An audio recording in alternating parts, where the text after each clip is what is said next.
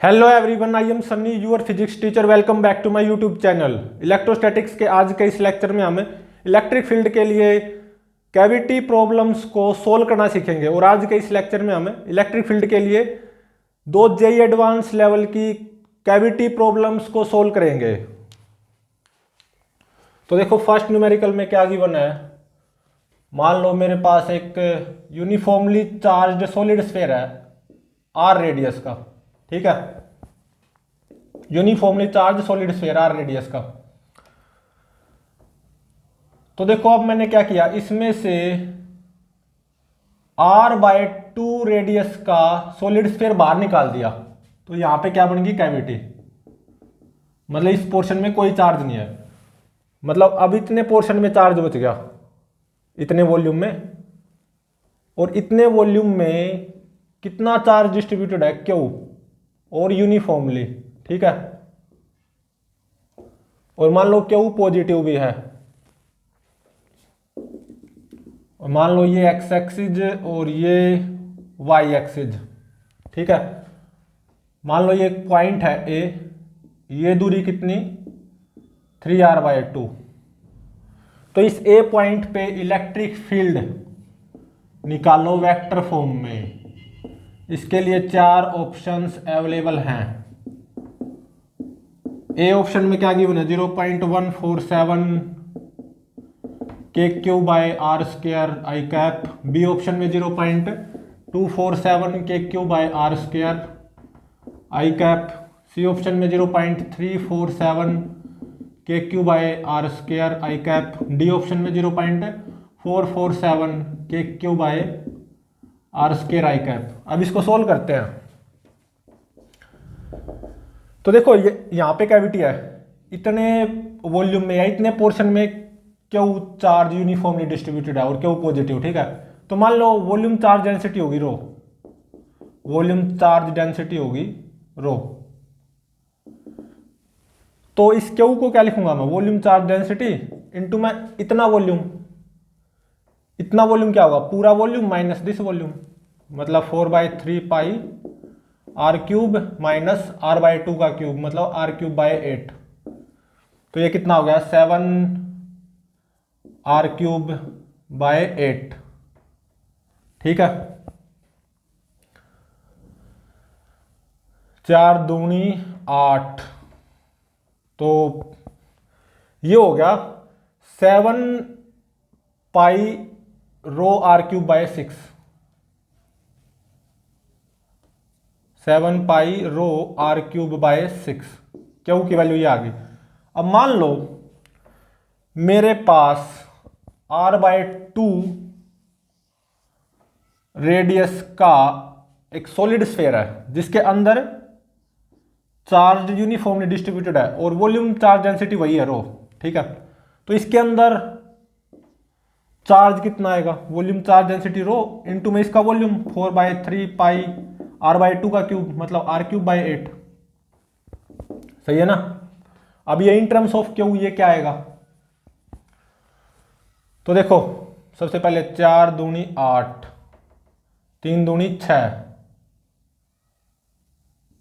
ठीक है। रो पाई r³/6 की वैल्यू ये कितनी आएगी, q/7। अब देखो, ऐसा मानो मेरे पास ये कंप्लीट सॉलिड स्फीयर है, बड़े वाला r रेडियस का, और इसके वॉल्यूम में चार्ज यूनिफॉर्मली डिस्ट्रीब्यूटेड है और वॉल्यूम चार्ज डेंसिटी वही है रो। तो इसके अंदर कितना चार्ज डिस्ट्रीब्यूटेड होगा, वॉल्यूम चार्ज डेंसिटी इंटू में इसका वॉल्यूम 4/3 पाई r³। सही बात है, सही है ना। तो अब देखो ये क्या आएगा, 4/3 इंटू में रो पाई r³। अब देखो यहां से रो पाई r³ की वैल्यू कितनी आएगी, 6q/7। तो 6q/7, 3 दूनी 6, तो ये आ गया 8q/7। ये आ गया 8q/7, ठीक है। तो अब देखो यहां पे कैविटी है, इतने पोर्शन में या इतने वॉल्यूम में चार्ज डिस्ट्रीब्यूटेड है यूनिफॉर्मली और क्यू चार्ज। ध्यान रहे यहां पे कैविटी है। अब मैं इसको किसके इक्विवेलेंट लिख सकता हूं? देखो ध्यान से देखना, ये बहुत इंपॉर्टेंट है। मेरे पास एक आर रेडियस का complete solid sphere, complete solid sphere R radius का, इस पे कितना चार्ज आएगा? 8q/7। इसमें ये r/2 रेडियस का सॉलिड स्फीयर भी शामिल होगा। r/2 रेडियस के सॉलिड स्फीयर पे कितना चार्ज? q/7।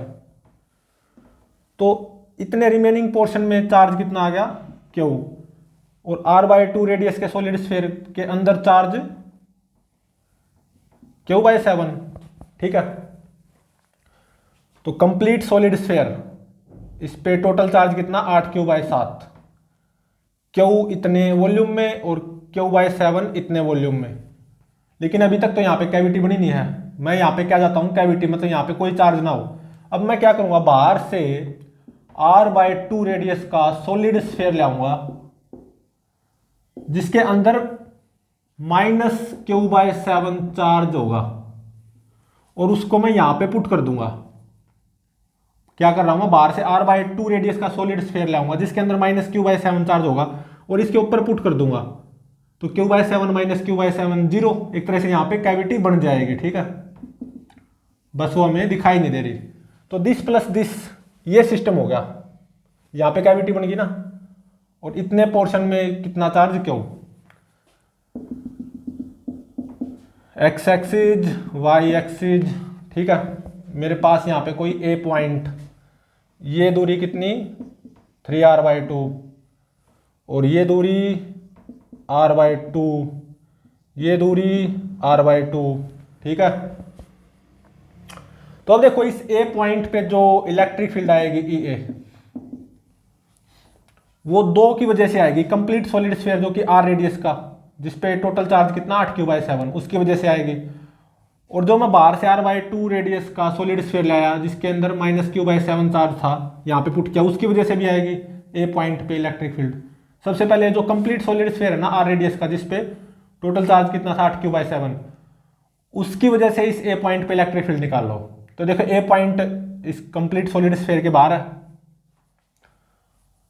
और इस कंप्लीट सॉलिड स्फीयर पे चार्ज कितना? 8q/7 positive. तो इस ए पॉइंट पे जो इलेक्ट्रिक फील्ड आएगी ना due to this complete solid sphere, वो ऐसे आएगी। और कितनी आएगी? k 8q/7, और इसका स्क्वायर, ये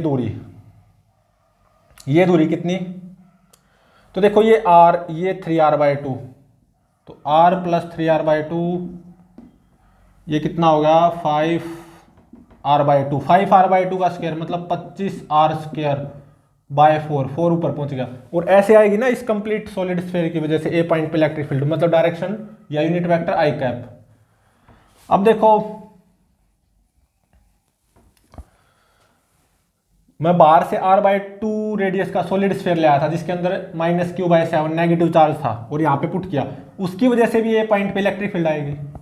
लेकिन ये -q/7 चार्ज का था, तो उसकी वजह से ए पॉइंट पे इलेक्ट्रिक फील्ड ऐसे आएगी। और ए पॉइंट इस नेगेटिवली चार्ज्ड सॉलिड स्फीयर के भी बाहर है, तो प्लस k, चार्ज का मैग्नीट्यूड q/7 बाय में दिस डिस्टेंस का स्क्वायर, ये कितनी? 2r, तो मतलब 4r²। और ऐसे आएगी ना, मतलब -i cap, unit vector -i cap. इसको आप जब आप सोल्व करोगे तो ये कितना आएगा? 0.147 k q/r² i कैप, ये मेरा आंसर हो गया। इस ए पॉइंट पे इलेक्ट्रिक फील्ड वेक्टर फॉर्म में क्या आएगी? 0.147 के q/r² i कैप, मतलब ऑप्शन ए करेक्ट है। और ध्यान रहे यहाँ पे कैविटी है, इतने पोर्शन में Q positive charge uniformly distributed था। ठीक है, तो ए पॉइंट पे इलेक्ट्रिक फील्ड ऐसे आएगी 0.147 के q/r²।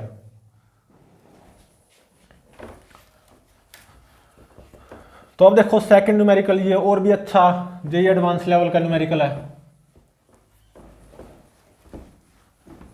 सेकंड न्यूमेरिकल देखो,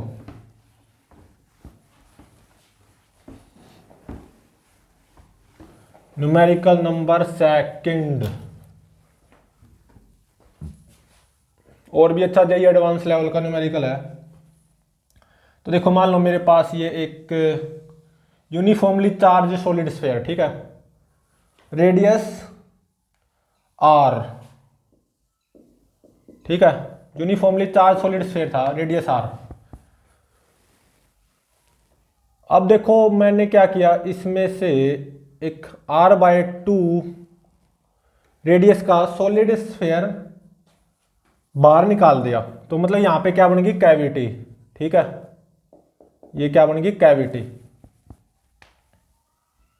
ठीक है।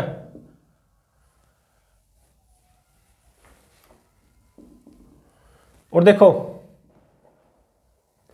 मान लो अब ऑब्वियसली इतने पोर्शन में चार्ज डिस्ट्रीब्यूटेड होगा, यहां पे तो कैविटी बन गई, ये जो वॉल्यूम है ना, ये जो वॉल्यूम है, इतने वॉल्यूम में चार्ज डिस्ट्रीब्यूटेड होगा, और कितना चार्ज डिस्ट्रीब्यूटेड है, क्यों, इतने वॉल्यूम में, ध्यान रहे।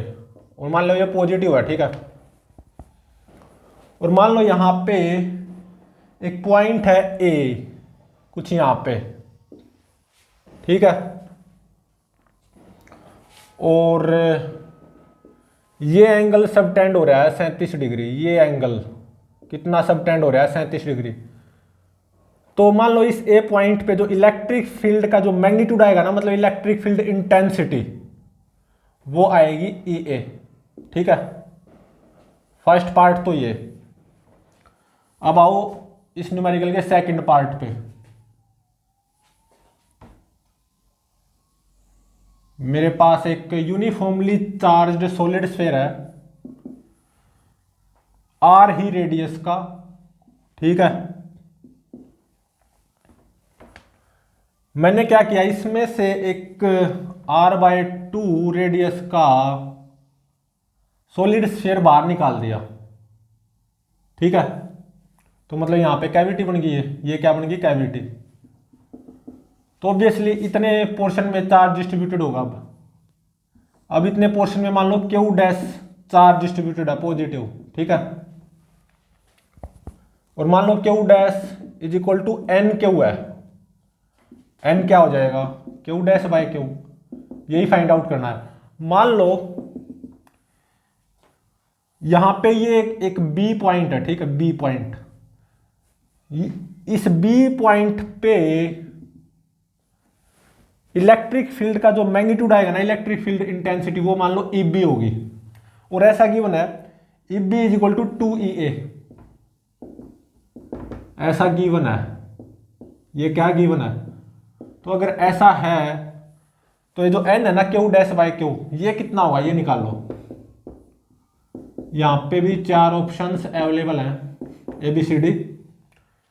ए ऑप्शन में क्या गिवन, 1.512, बी ऑप्शन में 2.512, सी ऑप्शन में 3.512, डी ऑप्शन में 4.512, ठीक है।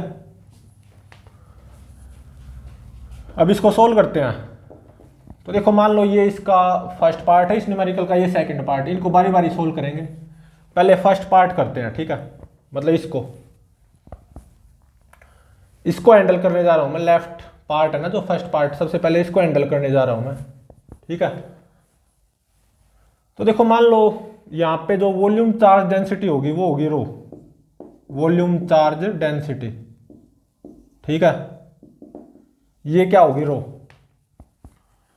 और देखो इतने पोर्शन में क्यू चार्ज यूनिफॉर्मली डिस्ट्रीब्यूटेड है ना, तो क्यू को क्या लिखूंगा मैं, volume charge density rho into में इतने पोर्शन का वॉल्यूम, क्या 4/3 पाई आर क्यूब माइनस r/2 का क्यूब, मतलब r क्यूब बाय 8, तो ये क्या हो जाएगा 7r cube by 8, 7r cube by 8, 4 दूनी 8, 3 दूनी 6, तो ये आ जाएगा 7 pi rho R cube by 6, 7 pi rho R cube by 6, 7 pi rho R cube by 6, ठीक है। अब ऐसा मानो कि मेरे पास एक r/2 रेडियस का सॉलिड स्फीयर है, ठीक है, इसके अंदर चार्ज डिस्ट्रीब्यूटेड है और मान लो वॉल्यूम चार्ज डेंसिटी वही है रो, तो इसके अंदर कितना चार्ज डिस्ट्रीब्यूट होगा? Volume charge density rho into में इसका वॉल्यूम 4/3 पाई r/2 का क्यूब मतलब r³/8, तो 8 या 24,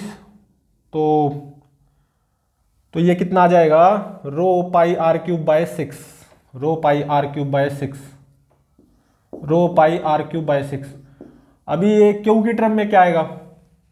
रो पाई r³/6 क्यू की टर्म में आ जाएगा q/7। अब मान लो मेरे पास ये बड़ा सॉलिड स्फीयर है, कितनी रेडियस का? r रेडियस का। इसके अंदर भी चार्ज डिस्ट्रीब्यूटेड है यूनिफॉर्मली और मान लो वॉल्यूम चार्ज डेंसिटी वही है रो, तो इसके अंदर टोटल कितना चार्ज आएगा? Volume charge density rho into में इसका volume 4/3 pi r³।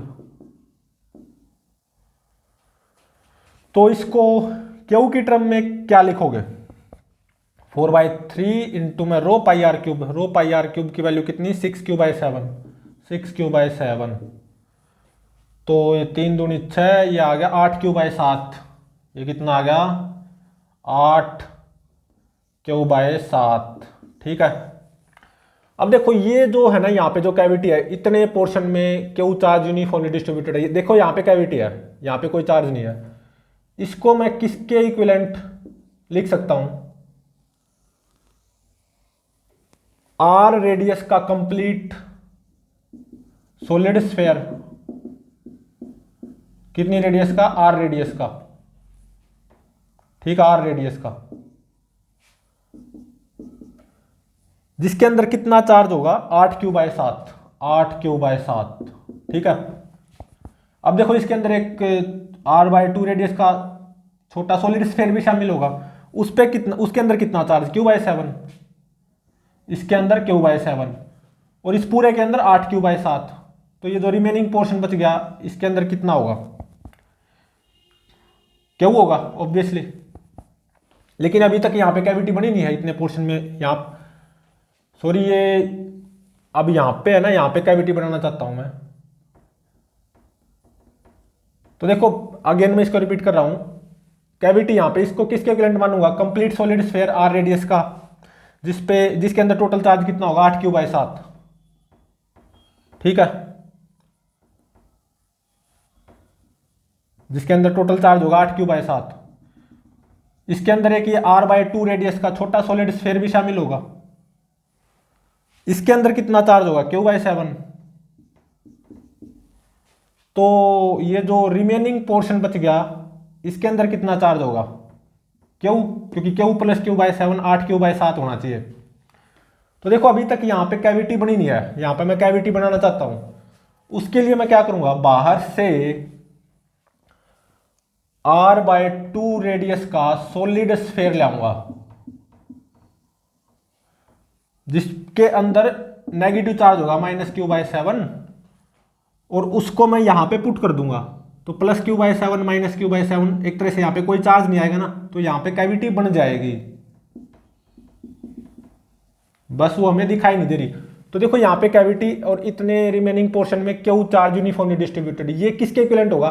Complete solid sphere of radius r, जिसके अंदर टोटल चार्ज कितना? 8q/7, प्लस मैं बाहर से r/2 रेडियस का सॉलिड स्फीयर ले आऊंगा, जिसके अंदर -q/7 चार्ज होगा, और इसके ऊपर पुट कर दूंगा। तो q/7 -q/7 0। तो एक तरह से यहाँ पे कैविटी बन जाएगी, बन गई कैविटी। और रिमेनिंग पोर्शन में क्यू चार्ज होना चाहिए, और रिमेनिंग पोर्शन में क्यू चार्ज बच भी जाएगा। ठीक है, तो ये इसके इक्विवेलेंट है, complete solid sphere of radius r, जिसके अंदर 8q/7 चार्ज है, q/7 इतने में और क्यू इतने में। बाहर से मैं r/2 रेडियस का सॉलिड स्फीयर लाया, जिसके अंदर -q/7 चार्ज, और यहाँ पे पुट कर दिया। तो q/7 -q/7 कोई चार्ज नहीं, मतलब एक तरह से यहाँ पे कैविटी बन गई, और इतने पोर्शन में क्यू चार्ज बच गया। यही तो मैं चाहता था। तो अब देखो, मान लो ये मेरी x एक्सिस, ये मेरी y एक्सिस। ठीक है, तो देखो A पॉइंट यहां पे है। ठीक है, और ये एंगल कितना है, 37 डिग्री गिवन है, ये एंगल 37 डिग्री, और ये आर, और ये एंगल कितना, 37 डिग्री, ध्यान रहे। तो ये दूरी कितनी हो जाएगी, ये दूरी 3r/4, ऑब्वियसली ये दूरी कितनी हो जाएगी, 3r/4, क्योंकि ये एंगल कितना, 37 डिग्री, ये r है ही, तो ये दूरी कितनी होनी पड़ेगी, 3r/4, ऑब्वियसली। ठीक है, तो अब देखो ये बिल्कुल सेंटर, ये जो छोटा सॉलिड स्फीयर है ना r/2 रेडियस का, उसका सेंटर ये हो गया। ठीक है, इस ए पॉइंट के कोऑर्डिनेट्स क्या आएंगे, 3r/4, 0, और ये जो r/2 रेडियस का सॉलिड स्फीयर है, इसका जो सेंटर है, इसके कोऑर्डिनेट्स क्या आएंगे, x कोऑर्डिनेट 0, y कोऑर्डिनेट कितना हो जाएगा, r/2, तो इसके कोऑर्डिनेट्स होंगे 0, r/2। ठीक है, तो अब देखो इस ए पॉइंट पे जो इलेक्ट्रिक फील्ड आएगी इन वेक्टर फॉर्म, एक तरह से वो निकाल लो। इस ए पॉइंट पे इलेक्ट्रिक फील्ड जो कंप्लीट सॉलिड स्फीयर है r रेडियस का, जिस पे टोटल चार्ज 8q/7, उसकी वजह से भी आएगी ए पॉइंट पे। और देखो ये ए पॉइंट उस कंप्लीट सॉलिड स्फीयर के अंदर है, और जो मैं बाहर से r/2 रेडियस का सॉलिड स्फीयर ले आया था, जिसके अंदर -q/7 चार्ज था, और यहाँ पे पुट किया था, उसकी वजह से भी ए पॉइंट पे इलेक्ट्रिक फील्ड आएगी। लेकिन ये ए पॉइंट उसके बाहर होगा। तो सबसे पहले जो कंप्लीट सॉलिड स्फीयर है ना r रेडियस का, जिसके अंदर 8q/7 चार्ज था, उसकी वजह से ए पॉइंट पे इलेक्ट्रिक फील्ड निकालो। 8q/7 ऑब्वियसली पॉजिटिव होगा। तो ये जो complete solid sphere r radius का, जिसके अंदर 8q/7 चार्ज था, उसकी वजह से ए पॉइंट पे इलेक्ट्रिक फील्ड वो निकालो। के चार्ज कितना, 8q/7। ठीक है, और ये जो बड़ा सॉलिड स्फीयर है कंप्लीट, इसकी रेडियस क्या, r, तो मतलब r3, और ये दूरी कितनी, अंदर के लिए फॉर्मूला यूज कर रहा हूं मैं, ये दूरी कितनी, 3r/4, 3r/4। ठीक है, ये आ गई, और इस डायरेक्शन में आएगी क्योंकि 8q/7 पॉजिटिव है ना, यूनिट वेक्टर i कैप। ठीक है, ठीक है ना। और अब इस ए पॉइंट पे इलेक्ट्रिक फील्ड किसकी वजह से, मैं बाहर से एक r/2 रेडियस का सॉलिड स्फीयर ले आया था, जिसके अंदर -q/7 चार्ज था, और यहां पे पुट किया था, उसकी वजह से अब इस ए पॉइंट पे इलेक्ट्रिक फील्ड निकालो और सुपरपोजिशन प्रिंसिपल अप्लाई कर दो, तो ए पॉइंट पे नेट इलेक्ट्रिक फील्ड आ जाएगी। तो देखो -q/7 चार्ज है r/2 रेडियस का जो सॉलिड स्फीयर है, इसके अंदर -q/7 चार्ज है। तो पहली बात तो इलेक्ट्रिक फील्ड इसके सेंटर की तरफ आएगी ऐसे। ठीक है, ऑब्वियसली, और ये पॉइंट इसके बाहर है। तो सबसे पहले तो मैग्नीट्यूड लिखो, के चार्ज का मैग्नीट्यूड q/7 बाय में डिस्टेंस का स्क्वायर। ठीक है, अब ये कितनी आएगी, ये डिस्टेंस देखो, ये डिस्टेंस, ये 3r/4, ये r/2, तो 3r/4 का स्क्वायर मतलब 9r² प्लस r/2 का स्क्वायर मतलब r²/4, तो 16, सही है ना। 3r/4 का स्क्वायर 9r² प्लस r²/4, तो ये कितनी आ जाएगी,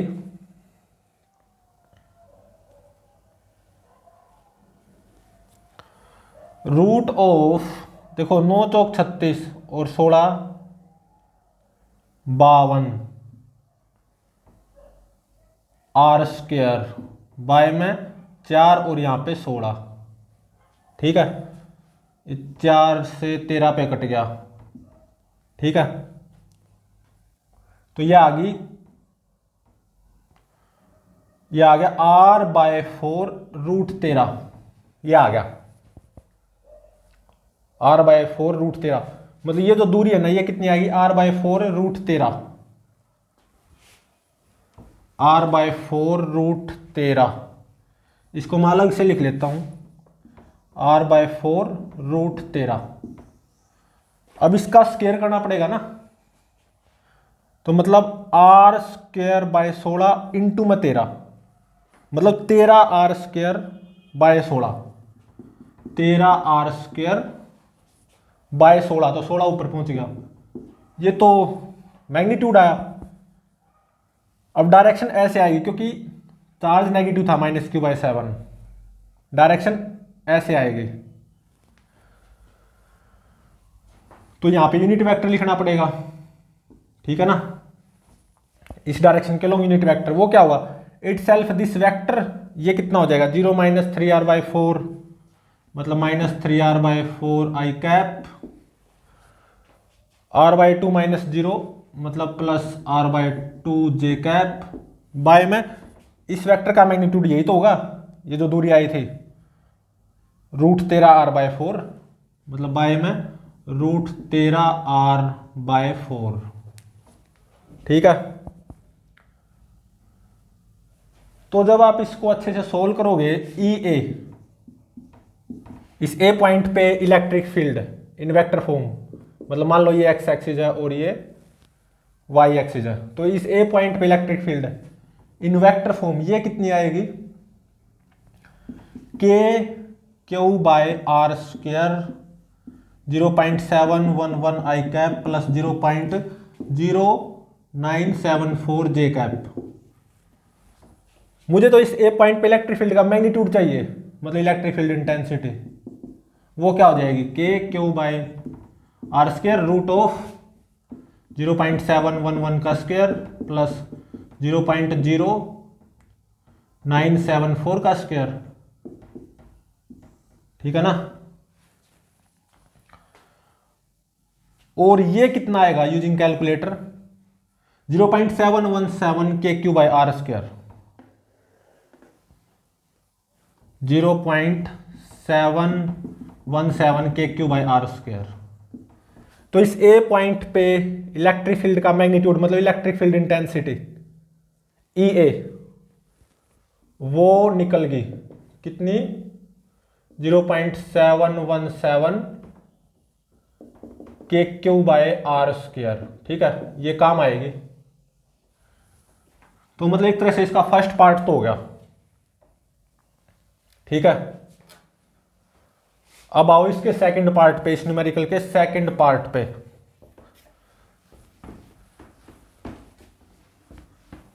इस न्यूमेरिकल के सेकंड पार्ट पे आओ, मतलब इस पे, ठीक है। ये तो फिट हो गया लेफ्ट वाला पार्ट। अब इसके सेकंड पार्ट पे आओ,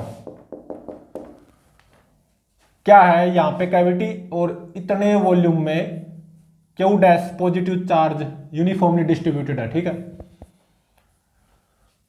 तो देखो मान लो यहां पे वॉल्यूम चार्ज डेंसिटी होगी ρ', वॉल्यूम चार्ज डेंसिटी वो क्या होगी ρ', तो ये Q' क्या आ जाएगा, वॉल्यूम चार्ज डेंसिटी ρ' इंटू में दिस वॉल्यूम, और ये कितना होगा पूरा वॉल्यूम माइनस दिस वॉल्यूम, मतलब 4/3 पाई r³ माइनस r/2 का क्यूब, मतलब r³/8, तो ये हो गया 7r³/8, 4 दूनी 8, 2 तिया 6, तो ये हो जाएगा 7 पाई ρ' r³/6, 7 पाई ρ' r³/6। अब देखो मान लो मेरे पास एक r/2 रेडियस का ये छोटा सॉलिड स्फीयर है, r/2 रेडियस का छोटा सॉलिड स्फीयर है, और इसके अंदर चार्ज डिस्ट्रीब्यूटेड है यूनिफॉर्मली, ऐसा मान लो, और वॉल्यूम चार्ज डेंसिटी ρ' है, तो इसके अंदर कितना चार्ज आएगा total, volume charge density ρ' into में इसका वॉल्यूम 4/3 पाई r/2 का क्यूब, मतलब r³/8, तो 4 दूनी 8, 2 तिया 6, तो ये हो जाएगा। तो इसको Q' की टर्म में लिखो, क्यू डैश की टर्म में, तो ये कितना आ जाएगा क्यू डैश बाय 7। अब मान लो मेरे पास ये बड़ा सॉलिड स्फीयर है कंप्लीट, कितनी रेडियस का, आर रेडियस का। मान लो इसके अंदर चार्ज यूनिफॉर्मली डिस्ट्रीब्यूटेड है, और मान लो वॉल्यूम चार्ज डेंसिटी वही है रो डैश, तो इसके अंदर कितना चार्ज डिस्ट्रीब्यूटेड होगा, volume charge density rho dash into में इसका वॉल्यूम 4/3 पाई आर क्यूब। अब इसको क्यू डैश की टर्म में लिखो,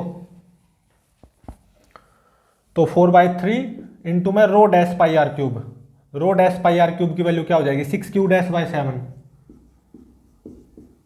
तो 3 दूनी 6, तो ये कितना हो गया 8 Q dash by 7, 8 Q dash by 7। ठीक है, तो अब देखो यहां पे कैविटी है, कोई चार्ज नहीं है। हाँ, इतने वॉल्यूम में मतलब इतने पोर्शन में Q dash charge uniformly distributed है। ठीक है, तो इसको मैं किसके इक्विवेलेंट लिख सकता हूं, मान लो मेरे पास एक कंप्लीट सॉलिड स्फीयर है आर रेडियस का, complete solid sphere R radius का, इसके अंदर टोटल चार्ज कितना आएगा 8 cube dash by 7, 8 cube dash by 7। ठीक है, तो इसका एक छोटा सा पोर्शन ये r/2 रेडियस का सॉलिड स्फीयर भी होगा, इसके अंदर टोटल चार्ज कितना आएगा Q dash by 7, Q dash by 7। तो इतने पोर्शन में चार्ज कितना बच गया क्यू, क्योंकि पूरे में चार्ज कितना 8 क्यू डैश बाय 7, इतने पोर्शन में क्यू डैश बाय 7, तो रिमेनिंग पोर्शन में क्यू डैश चार्ज बच गया। ठीक है, लेकिन मुझे तो चाहिए यहां पे कैविटी, कैविटी बनी नहीं है, तो अब क्या करूंगा, दिस प्लस, ये प्लस का साइन है। ठीक है, अब मैं बाहर से r/2 रेडियस का एक सॉलिड स्फीयर ले आऊंगा जिसके अंदर minus Q dash by 7 negative charge होगा, और उसको मैं इसके ऊपर पुट कर दूंगा, तो Q dash by 7 minus Q dash by 7, यहाँ पे कोई चार्ज नहीं बचेगा ना, तो यहाँ पे एक तरह से कैविटी बन जाएगी। ठीक है, बिल्कुल, तो बस मैं चाहता था यहाँ पे कैविटी बन जाए और बन भी गई, और इतने पोर्शन में चार्ज क्यू डैश बच गया, और यही मैं चाहता था, यहाँ पे कैविटी बन गई। तो देखो ये जहाँ पे यहाँ पे कैविटी है और इतने पोर्शन में Q dash charge uniformly distributed है, ये किसके इक्विवेलेंट है, complete solid sphere of radius r जिसमें total charge 8 Q dash by 7, Q dash इतने में और क्यू डैश बाय 7 इतने में, प्लस मैं बाहर से r/2 रेडियस का सॉलिड स्फीयर ले आऊंगा जिसके अंदर minus Q dash by 7 charge होगा, और यहाँ पे पुट कर दूंगा, तो Q dash by 7 minus Q dash by 7, यहाँ पे कोई चार्ज नहीं बचा ना, यहाँ पे कैविटी बन जाएगी, तो केवल इतने रिमेनिंग पोर्शन में क्यू डैश चार्ज बचा, तो ये इसके इक्विवेलेंट हो गया ना। तो अब देखो मान लो ये एक्स एक्सिस, ये वाई एक्सिस, ये मेरा कोई पॉइंट है बी। ठीक है, अब इस बी पॉइंट पे इलेक्ट्रिक फील्ड निकालनी है, इस बी पॉइंट पे इलेक्ट्रिक फील्ड निकालो। मान लो ये एक्स एक्सिस और ये वाई एक्सिस। ठीक है, तो अब देखो ये r/2, ये भी कितना होगा r/2, समझ रहे हो ना, ये r/2, ये r/2, r/2 r/2, ये एंगल कितना होगा 45 डिग्री, ये भी 45 डिग्री, क्योंकि कोई ट्रायंगल हो उसकी दो साइड इक्वल हो, वो तीसरी साइड के साथ सेम एंगल बनाएगी, ये 90 डिग्री है, तो ये और ये 45 डिग्री हो जाएंगे ना, ये भी 45 डिग्री और ये भी 45 डिग्री। ठीक है, बिल्कुल सही है। और मान लो ये कोई सी पॉइंट है। ठीक है, ओरिजिन को मैं सी मान रहा हूँ, सी पॉइंट, देखो ये r/2, ये भी r/2, तो सी बी ये कितना हो गया √r² प्लस r²/4, 2r²/4 मतलब √r²/2 मतलब r/√2, r/√2। ठीक है, ठीक है ना। तो अब देखो इस बी पॉइंट पे इलेक्ट्रिक फील्ड निकालनी है, दोनों की वजह से आएगी, जो कंप्लीट सॉलिड स्फीयर है ऑफ रेडियस आर, जिसपे टोटल चार्ज कितना 8 क्यू डैश बाय 7, उसकी वजह से भी आएगी बी पॉइंट पे इलेक्ट्रिक फील्ड। और देखो जब कंप्लीट सॉलिड स्फीयर की बात करूंगा मैं आर रेडियस का, जिसपे charge 8 Q dash by 7 obviously positive, तो देखो ये बी पॉइंट इस सॉलिड स्फीयर के अंदर आ गया, तो अंदर वाला फॉर्मूला लगेगा, ठीक है ना। और क्योंकि 8 क्यू डैश बाय 7 पॉजिटिव है, तो ये जो कंप्लीट सॉलिड स्फीयर होगा आर रेडियस का, जिसके अंदर टोटल चार्ज कितना 8 क्यू डैश बाय 7, उसकी वजह से इस बी पॉइंट पे इलेक्ट्रिक फील्ड ऐसे आएगी, क्योंकि 8 क्यू डैश बाय 7 पॉजिटिव होगा ऑब्वियसली। और देखो मैं बाहर से आर बाय 2 रेडियस का एक सॉलिड स्फीयर ले आया था, जिसके अंदर minus Q dash by 7 charge था, और यहाँ पे पुट किया था, जिसके कारण यहाँ पे कैविटी बन गई थी। तो जो आर बाय 2 रेडियस का सॉलिड स्फीयर ले आया, जिसके अंदर minus Q dash by 7 charge था, उसकी वजह से भी इस बी पॉइंट पे इलेक्ट्रिक फील्ड आएगी, लेकिन charge minus Q dash by 7 है ना, नेगेटिव, तो टुवर्ड्स सेंटर आएगी ऐसे, ठीक है। तो सुपरपोजिशन प्रिंसिपल लगेगा। तो सबसे पहले देखो इस बी पॉइंट पे इलेक्ट्रिक फील्ड इस कंप्लीट सॉलिड स्फीयर, मतलब जो बड़ा सॉलिड स्फीयर है आर रेडियस का, जिसके अंदर 8 Q dash by 7 positive charge, उसकी वजह से निकालते हैं बी पॉइंट पे इलेक्ट्रिक फील्ड। तो के चार्ज कितना 8 क्यू डैश बाय 7 बाय में इसका स्क्वायर सी बी का स्क्वायर, ये कितने हो जाएंगे R square by 2, R square by sorry अंदर वाला फॉर्मूला लगेगा, समझो इसको अंदर वाला। तो यहां पे क्या आएगा, क्योंकि बी पॉइंट इस बड़े सॉलिड स्फीयर के अंदर है ना, तो के चार्ज कितना 8 क्यू डैश बाय 7, यहां पे नीचे क्या आएगा, ये जो बड़ा सॉलिड स्फीयर है इसकी रेडियस का क्यूब आर क्यूब, अब इनटू में सी बी स्मॉल आर, और ये कितनी आर बाय रूट 2, ये तो हो गया मैग्नीट्यूड इलेक्ट्रिक फील्ड का। ये जो कंप्लीट सॉलिड स्फीयर है आर रेडियस का, जिसके अंदर 8 Q dash by 7 positive charge है, उसकी वजह से बी पॉइंट पे इलेक्ट्रिक फील्ड ऐसे आएगी ऑब्वियसली।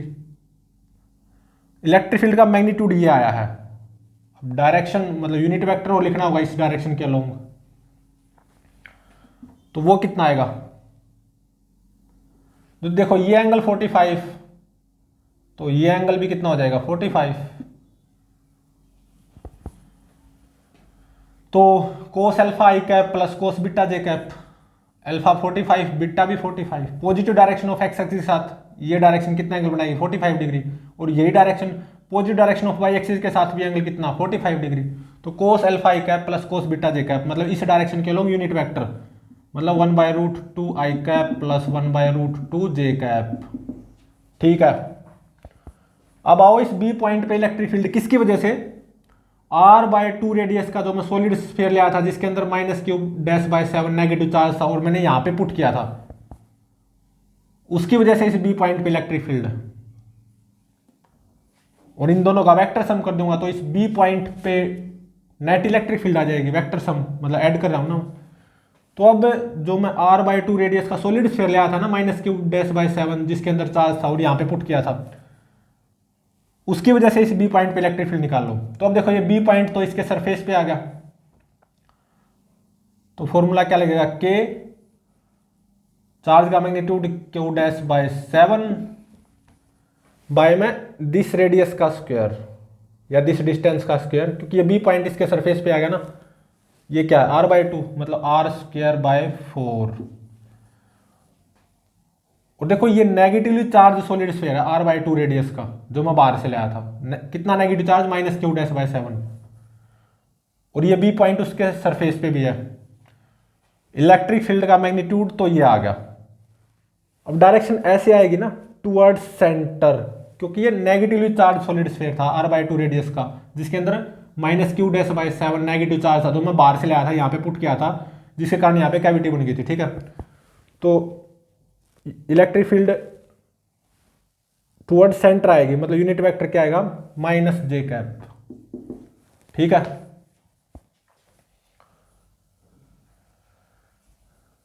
अब इनको सिंपली सोल्व करना है, आई कैप को अलग जे कैप को अलग, ठीक है। तो ये इफ बी ये क्या आएगी, जे कैप में कुछ रहेगा नहीं, ये आएगी 4k Q dash bye 7r² आई कैप, जे कैप में कुछ बचेगा नहीं, ठीक है, इतनी आएगी। मतलब इस बी पॉइंट पे इलेक्ट्रिक फील्ड ऐसे आएगी, कितनी 4k Q dash bye 7r²। और इलेक्ट्रिक फील्ड का मैग्नीट्यूड Eb ये कितना हो गया 4k Q dash bye 7r²। और इस बी पॉइंट पे इलेक्ट्रिक फील्ड ऐसे आएगी, इलेक्ट्रिक फील्ड का मैग्नीट्यूड मतलब इलेक्ट्रिक फील्ड इंटेंसिटी Eb वो कितनी आई 4k Q dash bye 7r², ठीक है।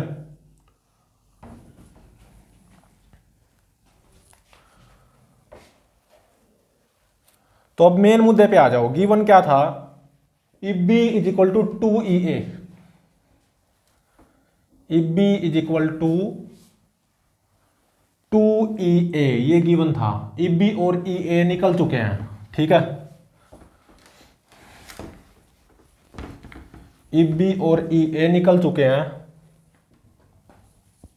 Eb कितना आया 4k Q dash bye 7r², ये किसके बराबर गिवन था 2EA, तो 2 इंटू में EA 0.717 k Q by r², ठीक है। तो देखो r² से r² खत्म, k से k खत्म, ठीक है। तो यहां से क्यू डैश बाय क्यू की वैल्यू ये क्या आएगी 2.512, मतलब एक तरह से n की वैल्यू, n क्या था क्यू डैश बाय क्यू, यहां से क्यू डैश बाय क्यू की वैल्यू ये आएगी 2.512, मतलब मेरा आंसर ये हो गया। n जो कि क्यू डैश बाय क्यू था इसकी वैल्यू 2.512 आएगी, मतलब ऑप्शन बी इज करेक्ट, ठीक है। तो प्लीज चैनल को लाइक शेयर और सब्सक्राइब जरूर करें।